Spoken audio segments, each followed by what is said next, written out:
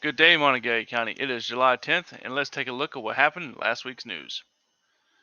On the 4th, the courthouse square was nearly packed full of people in support of the abortion rights. Danielle Walker from the House Delegates District 81 showed her support for the protest and thanked the organizers for helping bring all this together.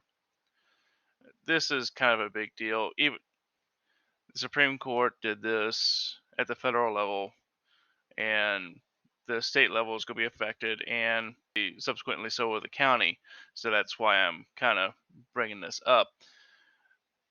Shortly after the federal Supreme Court overturned Roe versus Wade, the only abortion clinic in West Virginia stopped doing abortions. Not saying that the state had anything to do with it. I think they just wanted to get ahead of anything like that and didn't want to get caught in the middle of it. So they just snip, just done with it. Justice has already called in for 2 sessions by the legislature. One supposedly to take down the income tax by 10%, to reduce the income tax by 10%, whatever, and to possibly have something on the table for banning abortions for the first time in 100 years. You know, whatever.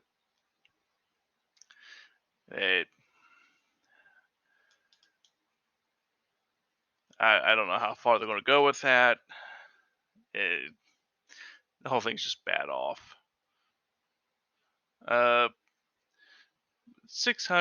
6,000 youths are in foster care as of May this year. According to DHHR, 29% are 13 to 17-year-olds.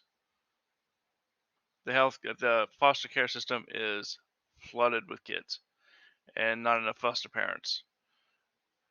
To ban abortions, that number is only going to increase, and the state health care will also increase, because this primarily affects low-income families. Can't afford a child, have an abortion. Well, when you axe that, well, now low-income family on Medicaid, you're going to be providing that prenatal care, and it's going to cost the state more money. Go to term, try to go into the foster system, or up for adoption, or what have you, and be in the system for who knows how long. Private abortions range from $20,000 to $50,000. It's insane. International abortions, and this for some countries just because limitations and legal and whatnot, it starts at 15,000 and then goes up to 50. What's up? But if you go through the foster system, zero to minimal cost, but you have to walk in saying, I want to foster with the intent of adopting. Otherwise, it just adds more things you may not be able to adopt right offhand. The long and the short of this is the war on abortion will be as effective as a war on drugs. I don't know if they're just going to ban the doctor practice and still keep Plan B out there, or how statist they're going to want to be on this. They're going to regulate the whole thing and start busting down doors for people circulating Plan B underground, and start jailing people like for drugs. I This can go so bad so quick, and for no reason other than to create more criminals. You're gonna be affecting so many more lives doing it this way than to just allow abortions. The babies, yeah, you're saving the life and then throwing it in the system unless the s- potential mother gets tries to get creative and seeks other means of having an abortion, has an unsafe or a less than effective means of abortion, mains the child, puts herself puts herself at health risk because of doing something stupid out of desperation, and now she's in the ER, or just not working. And you know, this there was a case in Ohio about a 10-year-old girl that was abused and got pregnant, and she was 6 weeks and 3 days. The Ohio ban on abortion is right there at 6 weeks. They're taking her across state lines to get an abortion.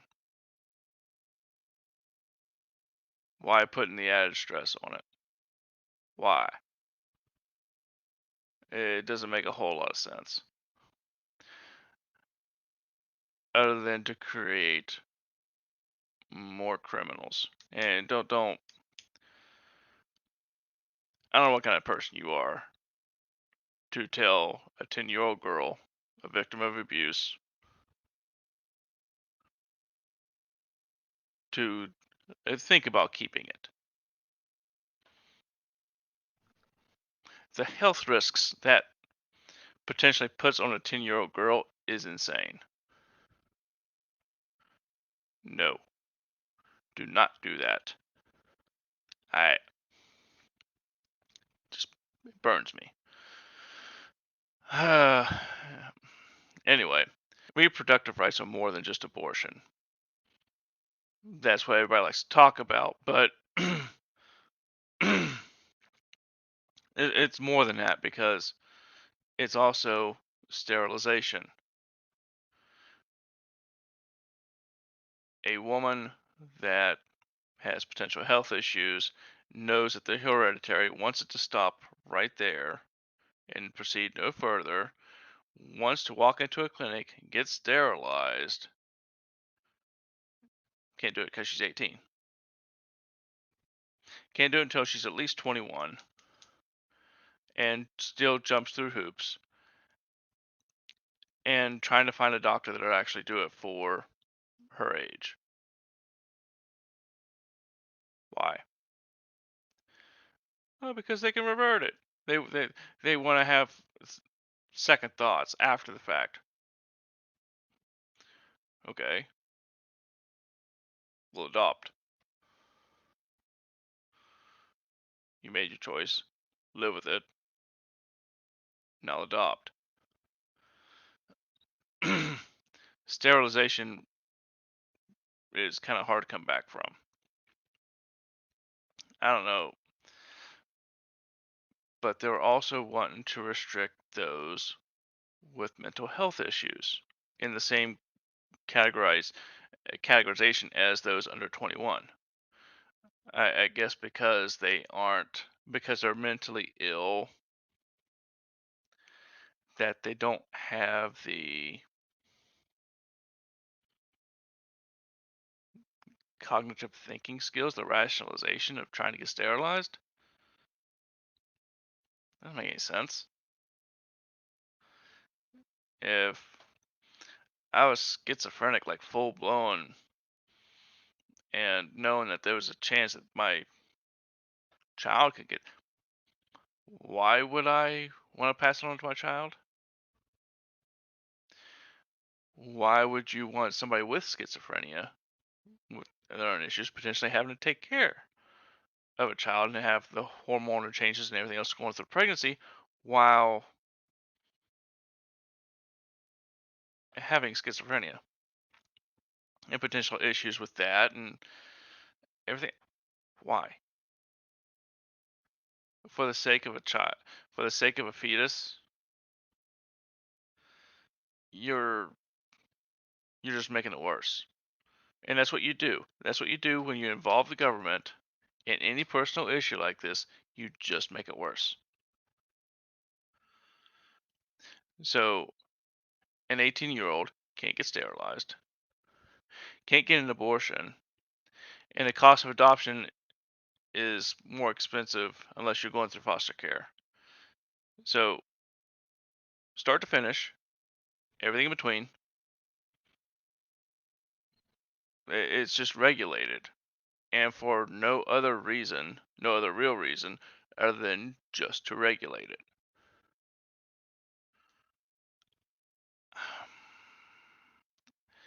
Doesn't make a whole lot of sense.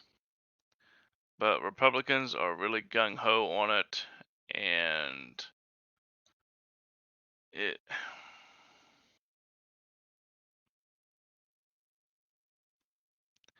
We'll just have to. I'll keep you apprised of the situation and see where it goes. Stay tuned. And more stuff on the 4th. Fun stuff in Morgantown. I've had to dig into this a little bit. This is pertaining to the Morgantown City Council. Um, Here's a quote I have from an organizer for wanting to bring the town council back into session. I have people reach out to me every day within the city, within the workings of the city, and I'm hearing more and more about the corruption within our city. Um, this is from Todd Stainbrook. He was on WAJR Talk of the Town that week, and he was talking about Morgantown City Council. And he was organizing this group trying to bring the city council back into session because they are concerned about the direction the city is going.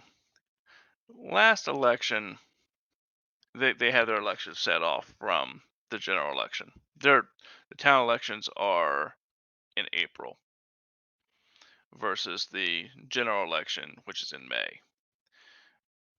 With them not really lining up, they had a low voter turnout. 7.8% voter turnout. That's staggering. It's troubling. It's an issue. There's also a notion to change the term limits from 2 years to 4 years. They're currently 2 years concurrent. They want to change it to a 4 year staggered. And I guess there's also some issues with personnel regarding sick time, overtime, paid time off for city workers, police, and fire.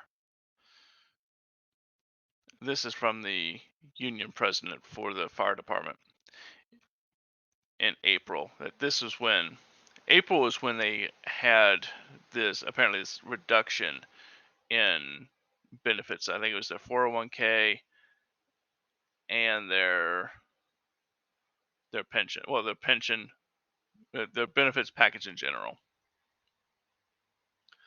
It seems like when I took this job as a firefighter 10 years ago, I signed documents and I took a job knowing what to expect. My benefits package, my pension, and I was all okay with that. Union President Bill. It seems like throughout this short time, especially within the last couple of years. Every day that I come to work, it seems like more and more is being taken away. Our benefits package continues to get smaller and smaller, Bell noted.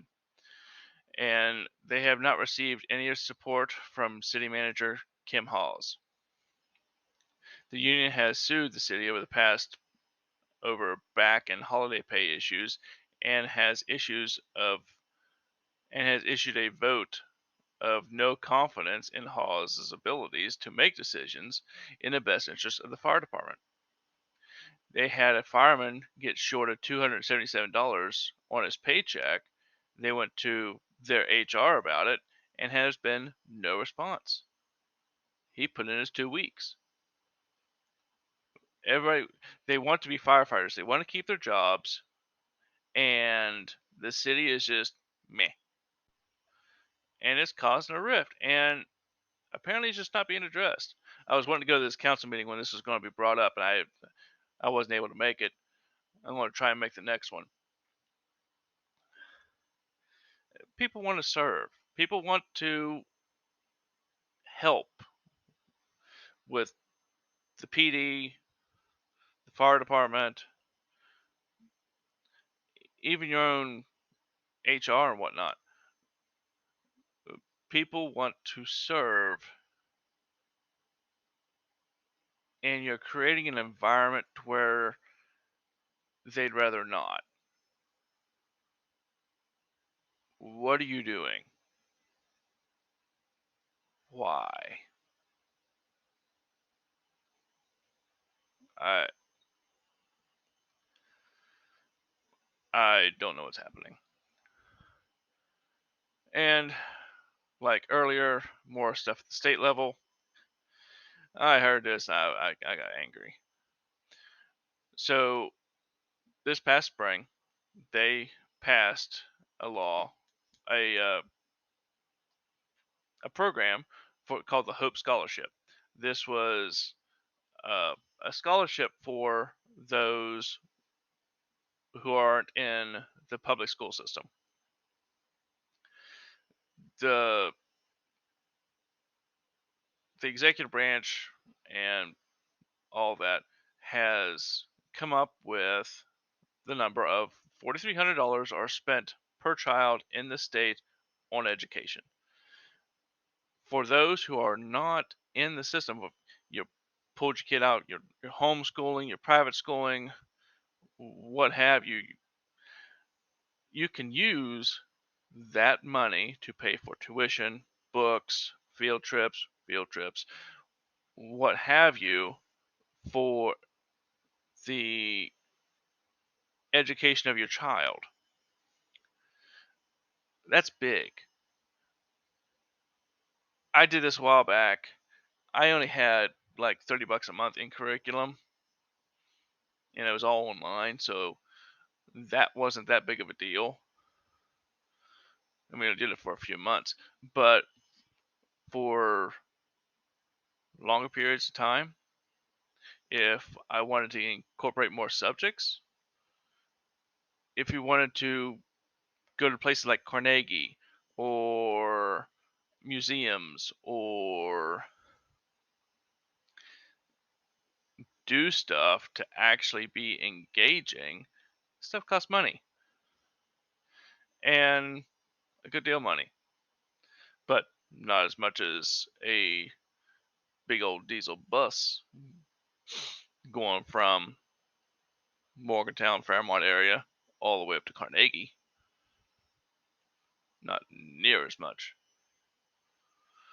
but whatever. Anyway, so soapbox. That got knocked down in the West Virginia Supreme Court by County Circuit Court Judge John Tabbitt. I am granting preliminary and permanent injunctive relief enjoining from implementing that statute. The judge stated that this violates the Constitution. I read the Constitution, and it does, because of how it's written, because of how poorly it's written. It states that you pull money from here, here, here, and here for public education. That money is only to be used for public education. It's July. Like, that's terrible timing. This was all done in like March. I signed up my daughter for this back in March. They had a March 15th deadline from the 1st of March to the mid March.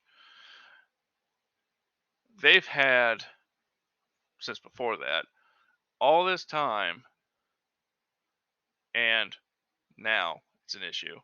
Now, parents are probably scrambling, trying to figure out what they're going to do for tuition for their kid. 3,000 families, 3,000 kids were signed up for this across the county, across the state. And I know for sure that there were some in Mon County. There are Mon County Facebook groups for homeschooling.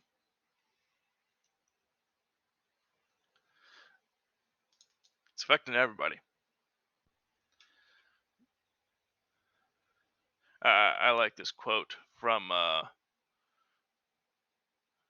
Wendy Peter. I am very happy because I think it's a win for public education. It's a win for government education.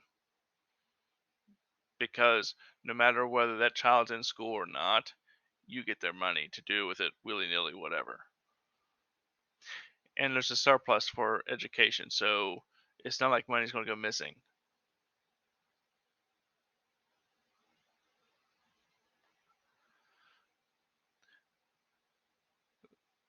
I don't. I've been in this game for a long time, and when you look at the Constitution and the Constitution, you know it was being violated.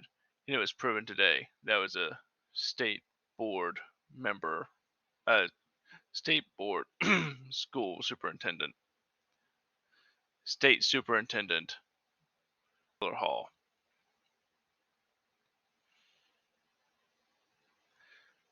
That was a. It's I got it right here. Article 12, Section 5 of the Constitution. The legislature shall provide for all support of free schools, free,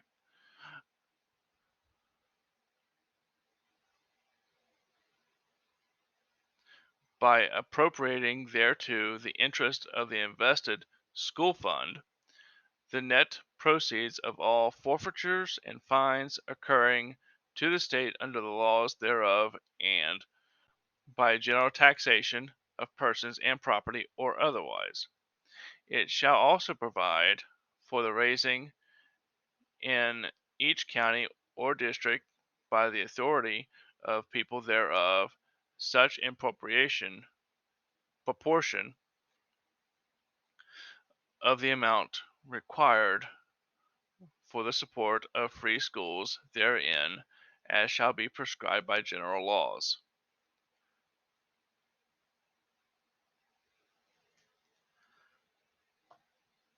So here's the thing. Either everybody going to have to come together and make an amendment and get it ratified by powers of God, or you're going to have to find out where else to come where else the funds can come from. It's not looking good. They have filed an appeal. We'll see how that goes. This won't be anytime soon. Definitely not by the beginning of the school year. There's just no way. Between COVID acting up again and backlog from previous COVID issues, no. Uh,